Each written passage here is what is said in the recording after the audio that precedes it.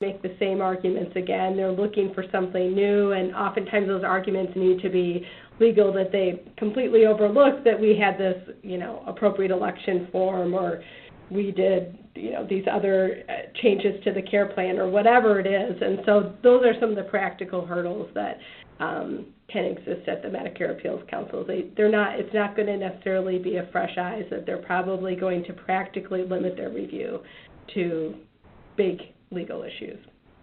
So in essence, what I'm hearing from both of you is that there's a cost-benefit analysis that goes on, and that really there has to be something that the ALJ missed, either misunderstanding the facts or the law, and we have to be really specific about that. Is that right?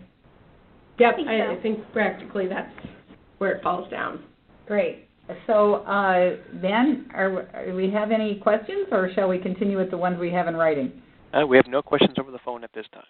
All right. Well, hopefully, I think that's because everything was so clearly stated. Thank you both so much. So now here's a question about consolidating multiple claims for the same beneficiary. Can you give us some guidance? Sure. Now, when people say consolidation, sometimes they get confused, because you can consolidate claims for the same beneficiary. So let's say we have, Meg Pekarsky, we have 5 months at issue for her. Those have all proceeded as separate appeals until we get to reconsideration, and now they're all sitting at reconsideration. Well, can we combine all of those and say we request an ALJ hearing for all these 5 months? Yes, and we certainly recommend, for the most part, that you do that, barring some really weird quirk, which there are plenty of those in this process, but usually it will always make sense to try to consolidate all the claims for a patient to the extent possible, so that you don't have to keep going to the ALJ hearing, month after month after month, and arguing the same case. And maybe a point that we've actually had a couple hospice clients get confused about: just because an ALJ rules in favor of 1 month does not mean that it's binding on all of their claims for that patient. We can certainly submit that decision with an appeal as sort of extra persuasive evidence, but we've certainly seen cases where we get to different outcomes on the same patient at ALJ. So don't assume that all you need to do is get one favorable decision at ALJ on 1 month. You need to keep appealing all of those claims up the appeals process until they get their own independent decision. So, sorry for that digression. The question about consolidating multiple claim periods to the same beneficiary is yes, and we've provided instructions about that in the toolkit in terms of the language you can use to make that request known at any level, whether it's redetermination, reconsideration, or ALJ hearing. Now, in addition to consolidating multiple claims for the same beneficiary, what happens sometimes at the ALJ hearing is that because they want to get everything done as quickly as they want to consolidate multiple claims from multiple beneficiaries. So then you're dealing with a hearing where you have 7 different beneficiaries, and, to some extent that's helpful that you don't have to go to all those different ALJ hearings, but I can tell you it's really difficult to keep all of those different facts in your mind and to prepare. So, to the extent possible, we try to avoid that. We try to have ALJ hearing requests submitted kind of distantly in time and in certainly different packages to try to avoid that result.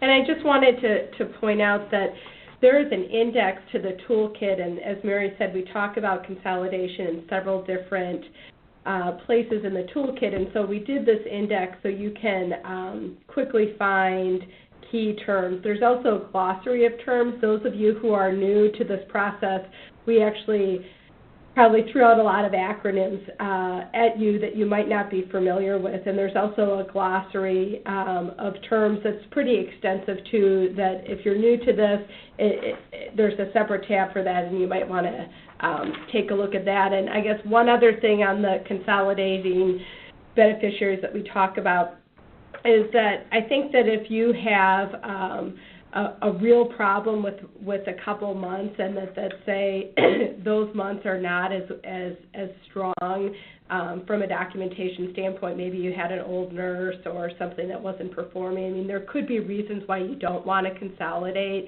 but typically you do, because even if there wasn't decline in one month, if there was decline in some other months that you would want to be consolidating, that can help your case. That's very helpful. I have a follow-up question, I guess, which is I know we have a whole range of ALJs out there, and you alluded to that, Mary.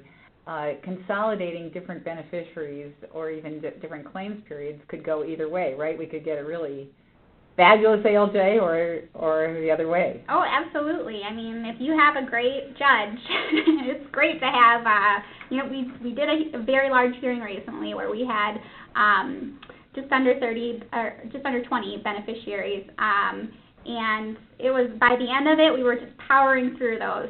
And the ALJ was clearly, we started off and it wasn't so clear which way she was going to lean, but by the end of it,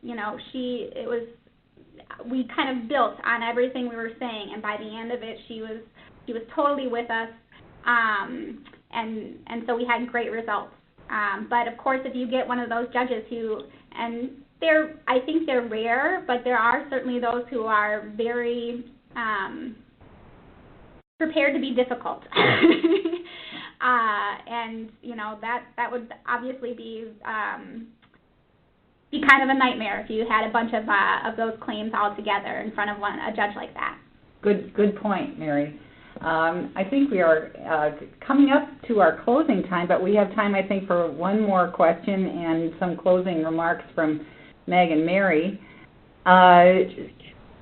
So, Ben, unless you have something, I have one more here, too. There's no questions over the phone. All right, then. And the last question, then, this is an interesting one from someone asking, apparently Maximus, the QIC, is planning to send a representative to the ALJ hearing. What exactly does that mean? Well, we've seen this happen in a couple of cases, and we can't really pick out a particular rhyme or reason for how they select their cases, other than it has seemed to happen when there are these multiple claims for multiple beneficiaries at issue. I don't know if somehow they think that's a really big case, because in other cases we've had a lot of money at stake, but they haven't shown up at all. What's important to make sure that you're clear on is you'll receive a notice if that ever happens. They're not just going to show up unannounced. There'll be a notice that says they're going to participate in the hearing. And this is a very small distinction, but it's very important to know whether they're going to participate in the hearing or participate as a party in the hearing. Now, we've never seen them participate as a party. If they did that, they could cross-examine your witnesses. They have a lot more latitude in what they do. What we have seen them do is they participate, but not as a party in the hearing, and that involves them sending a brief position statement, which usually just recites exactly what they said in their decision, and then they show up at the hearing, and really the ones I've seen, they've not been too aggressive in any of their points. They just kind of say the same thing over again. But we have heard, I've talked with another hospice who had an experience where they were very, very aggressive. So, it means you should be a little bit more prepared, be a little bit more prepared for the possible, weaknesses that Maximus might bring up in your case. But generally, it's nothing to be terribly afraid of.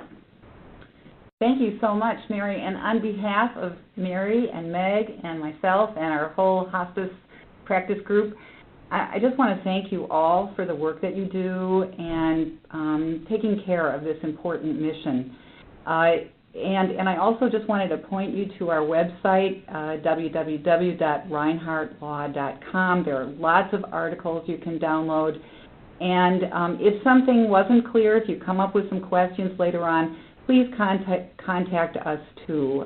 We appreciate what you do and support your efforts, and wish you well as you continue this important work. Thank you so much. That concludes today's conference call. Thank you for your participation.